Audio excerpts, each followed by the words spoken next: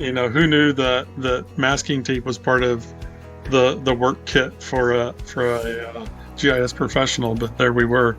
One of the watershed moments was whenever it went from creating digital data to native digital data. It was created, it was used on a digital platform. And again, you were spot on with, more and more data. I've never talked to a single person that says, man, I wish I had less data. Yeah. Everybody says they want more data, but at some point it becomes noise. And what they really want is the right data.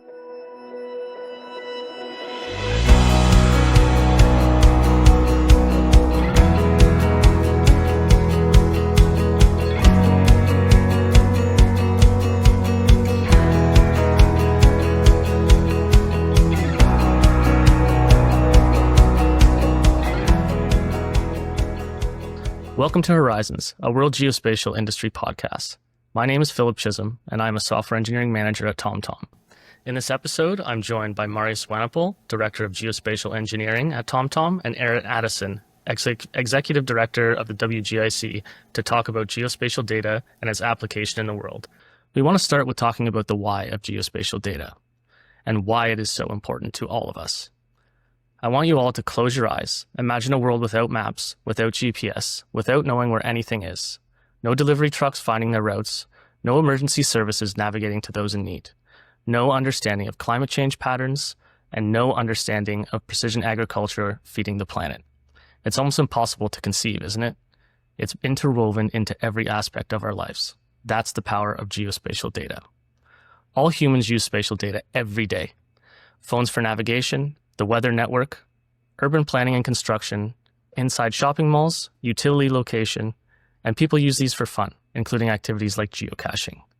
Can you imagine a world without geospatial data?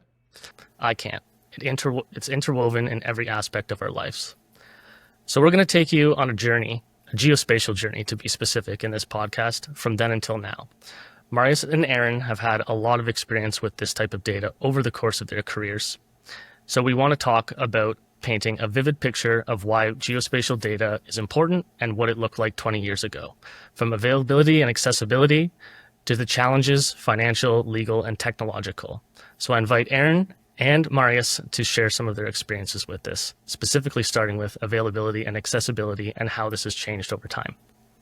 I guess I can start. Marius Swanepoel, TomTom. I've been here for a while, 18 years in the industry. I would actually want to go further back than 20 years. If we go back to approximately 40 years when TomTom was founded, when Teleatlas was founded, which was the original map maker for TomTom, we were digitizing paper maps. We had a giant Wacom tablet, and we went out and we bought paper maps from wherever we could find it, and then we would bring it back into our office. That basically consisted of one computer, one giant Wacom tablet, and people would take turns to go and spend time digitizing the map. Right. Fast forward 20 years, and there's a couple of companies out there that started having data. TomTom was one of those companies. Through all the probe traces, it had access to a lot of data, which was really fantastic. There was a lot of open data, but also that has been a challenge because not all open data is equal, not all open data is treated the same, and not all data is open. Even if the government owns the data and taxpayers are paying for it, it doesn't necessarily mean that it's publicly accessible. And that was a challenge in being able to deal with those things. And the big challenge we had was trying to get that out in the most concise manner. And then you fast forward about another, I would say 15 years, the last 5 years, the landscape significantly changed, right? It went from not can I get data, but rather what data should I use because there's so much data out there. Yep. And accessibility became so much easier. Interoperability became a fashionable word. The big challenge was Indeed, right. Whose data do you buy? What is the currency of the data? We still had legal questions with regards to, can this data be used if you use this data in a commercial application? What does that mean? There's different kinds of licensing models. The one we're all allergic towards usually is the share alike model. Because it means if you use the data and you make changes to the data, you have to share that data back to the community. And that's kind of giving away some of your intellectual property. But there's been mechanisms to be able to go and deal with a lot of that. But the landscape significantly changed, especially in the navigation side. I don't know, Aaron, what did you see on your side of the pond? No, I had very similar experiences, starting in the late 80s. I also had a CalComp, I think it was CalComp back then, digitizing tablet that was some 3 feet by 4 feet Yeah, and yeah. taping. Who knew that masking tape was part of the work kit for a GIS professional? But there we were. I think you bring up an interesting point, because one of the watershed moments was whenever it went from creating digital data to native digital data, Yeah. things that never saw paper in the workflow. It was created, it was used on a digital platform, and again, you were spot on with more and more data. I've often said I've never talked to a single person that says, "Man, I wish I had less data." Yeah. Everybody says they want more data, but at some point it becomes noise. And what they really want is the right data, and they want Yeah. better data, but the right data. And I think that's an important point to differentiate on, because we're all, somewhat the version. Imagine standing on the beach and saying, "I'm going to stop some of the water from reaching shore," right? And the data is the water. It's like that's just not going to work. But what you want to have is to extend that metaphor just a step, if you'll indulge me, is there are two ways to go into the ocean, and the ocean being this unimaginably large data resource in the world today, is that you can run straight on into the surf, right? And usually when you do that, you get knocked down, beat up, and it's not a very good experience. But the second option, thankfully, is that you can wade into the ocean. Yeah. And that turns out to be a rather enjoyable experience. And I think what I've seen, as the relationship between data volume and velocity goes up and data usability, is that I see people trying to run straight on into the ocean, and they get sort of beat up and worked over. Sometimes, I used to, when I was teaching, I would say, if anybody's ever tried to use the U.S. Census data, you actually feel like you've gone to battle, right? And that I've somehow been able to extract usable information from that. And that's not a knock on the census, because they do a fantastic job. It's just that the breadth and depth of that data set is so enormous that if what you want is data just on your town or on your village, it's quite something else to try to make that happen. And then the final point I'd say, sort of thinking back to areas you were talking about, is I download data and I change data. And one of the things that I've often struggled with, I used to teach this in my geospatial ethics class, is like, how much change do I have to make to a data set before now I can call it my data? Yeah. And I think that's one of the areas that we've sort of very gray and ill-defined even to today on what that means and when that tipping point is reached. It's crazy, right? I remember going and getting maps with my parents on vacation, going into the convenience stores and grabbing that stuff. And now there's just a huge data boom. In the last decade, we've seen so much data. There's a lot of financial pressures associated with that too, when that data is exposed. Can you guys speak a little bit about that? Sure. I mean, it's about IP, right? At the end of the day, your intellectual property. If you, as a commercial organization, is spending literally millions and millions of dollars to be able to go and build a coherent, cohesive data set, the last thing you want to do is for it to end up for free on the market. Absolutely. Right. Again, there are certain movements where we are doing that. I think Overture is a fantastic example where companies like Microsoft and Amazon and Meta and TomTom are working together to create this free open data set to be able to go and generate a common platform, right? And we're focusing more and more on the commoditization of data. But it's the core data that we're commoditizing. It's not the value add layers, because there's still, I think, an avenue for that. Yep. But that boundary constantly gets pushed, right? And it's the main question is what do we want the market to do? What is financially acceptable for commercial companies to expose themselves? What is the direction we want to take? And by doing this, what other avenues does that open?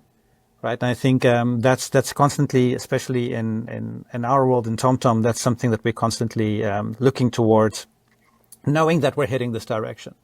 Knowing that through the proliferation of data and the different kinds of currencies of data and the different forms of data and constantly new types of data being added, that this is an inevitable topic.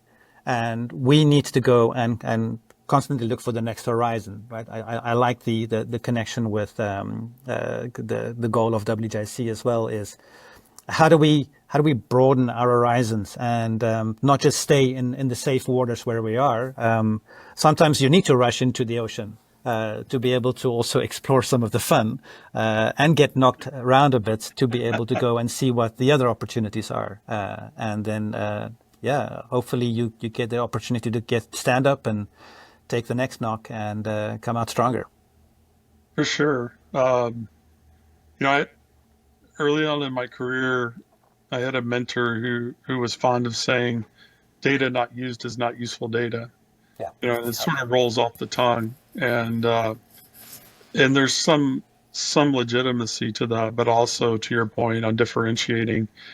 For many organizations, not just GIS and geospatial, but for engineering firms, architecture firms, what they're really differentiating on is their IP and their past project work, and their drawings and all of the different things and assets that they've built up over time. And so finding areas that are common, whether it's base maps, and then also putting some definition around the areas that we're going to differentiate on and say, I'm going to add value here, over here. I think we can do this better than the next guy. That I think is where I see things heading today. Because the reality is, and this, you bring up Overture, which is, TomTom's a member of it, and several other Esri and other WGIC members.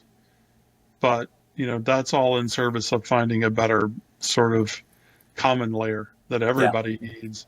And nobody wants to expend just the enormous capital required not only to stand it up, but I think another thing that gets lost in the conversation around data, and of course a company like TomTom is very aware of, is that building a data set and maintaining a data set are two very, very different things. Yeah, very much so.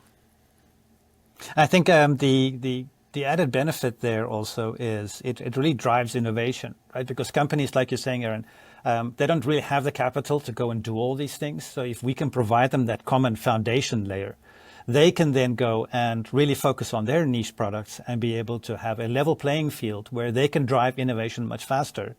Where previously they would have to go and spend a lot of capital just to be able to dip a toe in the ocean. And then there's not much room to do more. And so I think that's a very fantastic opportunity. And it keeps us honest as well, right? We can't just keep on sitting on the mountain of gold. We need to do something with it. No, yeah, I think, we've come a long way from CDs and DVDs being on the bookshelf of all the various base data layers and add-on layers and stuff like that. So definitely headed in the right direction. And one of the things that's really exciting to me is that it is such an area of opportunity within the geospatial industry and the Earth observation industry. Absolutely. We've talked about the high cost of data acquisition and the role that the Overtures and the Foursquares of the world are playing to kind of diminish that. Obviously, with the amount of data that was out there in the past that was paid for by a lot of companies is still there. Can you folks speak a little bit about the legal aspects of navigating this change in the data industry where there's more free data, but also a lot of companies still have the need to navigate the legal landscape associated with data? Now, do you want to take the lead there, Aaron? To the extent that I can, I'm certainly not an expert in this field, but I do have experience with it. And I think getting back to one of my earlier comments, the idea of when does it become my data, or does that ever happen? And is there a provenance around that data? I think data, in my experience, has oftentimes been a sort of get what you pay for landscape, and free is often equated with lowest quality available data. And I think one of the things that people are starting to understand is that there is value in having improved, curated data sets that aren't just the wild, wild west of whatever is available. And I know another topic that's become very important is around the area of fit for purpose or fit for use. And misappropriated data or misused data, just because that's what was available or that's what I could get my hands on. And then a decision is maybe taken on that, or a design is based on that, or, we've all had an experience around a smartphone navigation program that led us into a dead end. Yeah. Right. And now you have trust issues with your mobile app. It's like, I trusted you, Apple Maps. I trusted you to get me to the right place, and you violated that trust agreement. But it's an interesting space legally, Phil, because I'm also mindful that almost every GIS website I've ever seen, particularly at, say, a local government level, has some version of a disclaimer that says, whatever you do, please don't use this for anything serious. And, and that's also not a tenable situation where that's survivable over the long haul. Because as budgets get tighter, decision makers have to decide, do I even spend $1 on this thing called geospatial? And I think a lot of the conversations that happen within the geospatial community assume that decision has already been made in a favorable direction. And a lot of times it has, but it doesn't follow, in my mind, that would necessarily be the case for the future. Yeah, you touched on a lot of fantastic topics there. There's this misconception that free really is free. And people don't normally understand a lot of the caveats around them. I mentioned some of the licensing issues with regards to share alike. So if you are using this data in a commercial app, whatever you do to the data or to derived data means that you have to make those data sets also available as a share alike data set, which means you're putting your data back into the public, which, again, depending on the nature of the company, that could even be catastrophic, right? You could have a small company that is using open data in a certain way. They're adding their fantastic niche IP content to it. Making one wrong decision means suddenly that their IP content now is in the open market, right? And everyone has access to it, and their means of existence basically then gets threatened. So there are a lot of nuances. I think it's very worthwhile. We spend a lot of time looking at the legal restrictions in the use of data. Our legal department already is such a big fan of us because we keep coming back trying to find different avenues on how can we get the most out of what we're using.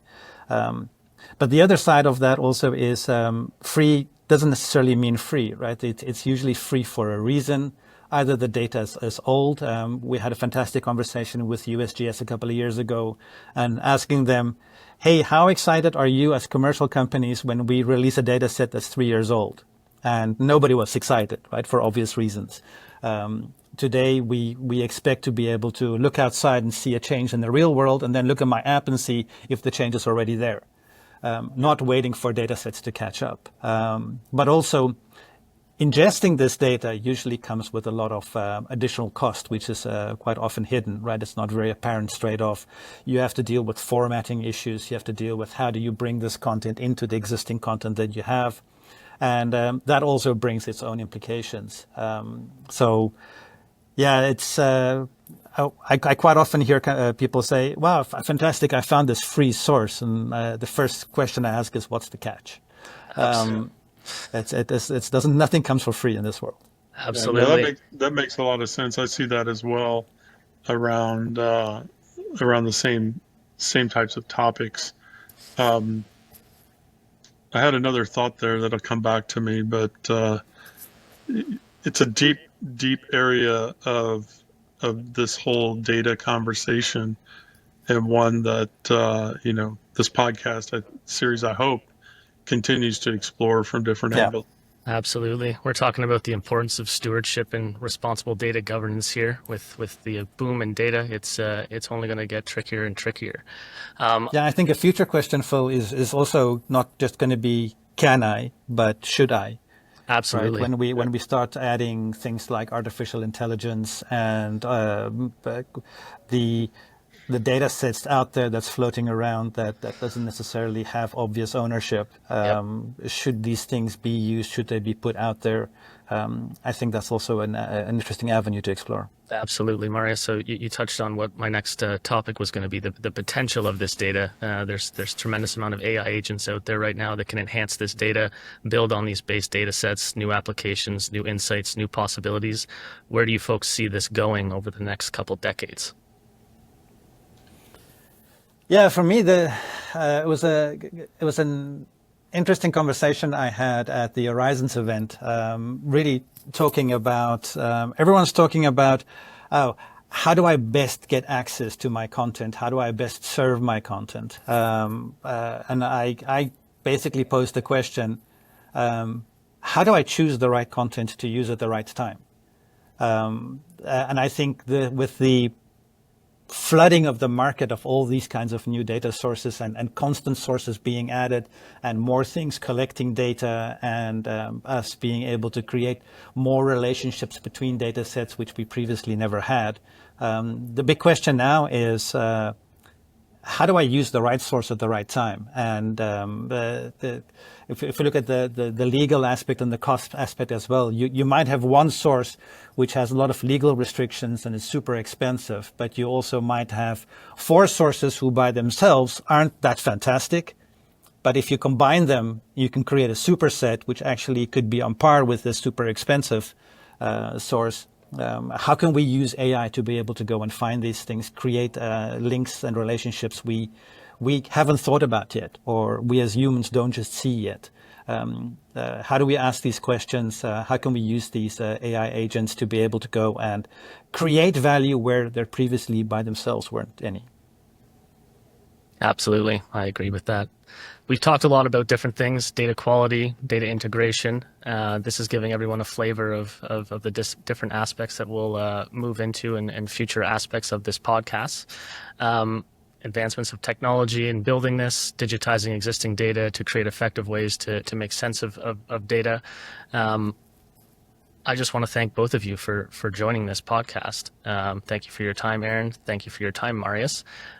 We will have you on hopefully future podcasts. This is going to be a very, very exciting chapter for the WGIC and the Data Committee. I just want to thank both of you. Thanks for having us. Yeah, thanks, Phil. Thank you. Subscribe to our YouTube channel and join us on LinkedIn to stay informed as we continue to advance global policy matters relevant to the geospatial sector and create business opportunities for the geospatial industry. See you on the next episode of Horizons, the World Geospatial Industry Podcast.